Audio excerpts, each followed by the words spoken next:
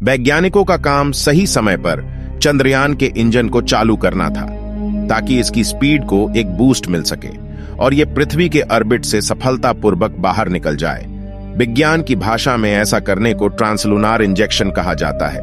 अब जैसे ही चंद्रयान 3 अपने 5वां ऑर्बिट के पारगी पॉइंट यानी कि पृथ्वी के 236 किलोमीटर दूर पहुंचा तो वैज्ञानिकों ने इसके इंजन को चालू कर दिया और इन्हें करीब 30 मिनट तक चालू रखा।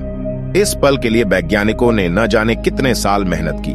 आखिरकार वैज्ञानिकों की ये मेहनत रंग ले और हमारा चंद्रयान पृथ्वी के गुरुत्वाकर्षण क्षेत्र को छोड़कर हमें अलविदा कहते हुए चांद की तरफ अंतरिक्ष में एक सुनसान रास्ते पे निकल पड़ा। इस समय हमारा चंद्रयान पृथ्वी और चांद के बीच अंतरिक्ष में मौजूद लंबे हाईवे पर अपना सफर तय कर रहा है। अब आपके मन में यह सवाल जरूर आ रहा होगा कि पृथ्वी के गुरुत्वाकर्षण के छोड़ना इतनी बड़ी उपलब्धि क्यों माना जाता है। असल में दोस्तों, किसी भी अंतरिक्ष यान को स्पेस में जाने के लिए सबसे पहले अपने वातावरण से निकलना पड़ता है और तभी यह पॉसिबल हो सकता है जब इसको स्पीड 11 किलोमीटर प्रति सेकंड हो। चंद्रयान 3 को यह स्पीड देने के लिए हमारा वैज्ञानिक बाहुबली रॉकेट को लॉन्च किया था।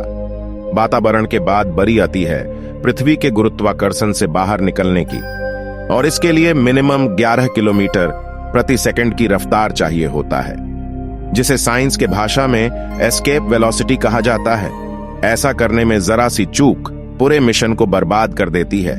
यही वजह है कि इसरो की उपलब्धि को इतना खास माना जाता है।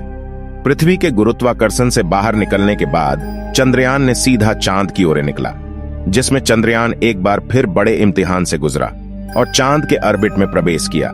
एक बार फिर इसके इंजन को चालू करके चांद के कक्षा में धकेल रहे हैं, लेकिन इस बार ये बहुत मुश्किल और जटिल है।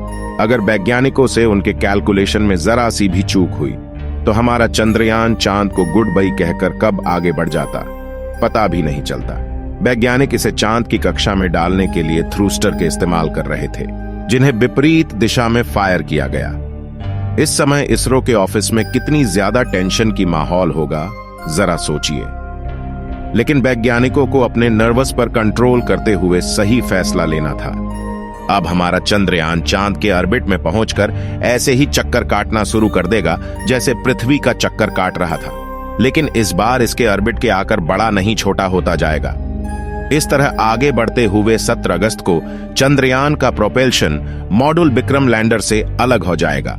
उसके बाद आगे का सफर विक्रम लैंडर को ही पूरा करना पड़ेगा, जो चांद के कुछ राउंड काटने के बाद 23 अगस्त को चांद के सरफेस में पहुंच जाएगा। उसके बाद सिर्फ सेफ लैंड करने का काम बाकी रहेगा। सोचने ने भले ही आसान लगे, लेकिन चंद्रयान का सबसे मुश्किल काम यही है। यहाँ पर आके बड़े बड़े मिशन भी फेल हो जाते हैं और हमारा चंद्रयान 2 भी इस पॉइंट पर आकर क्रैश हुआ था।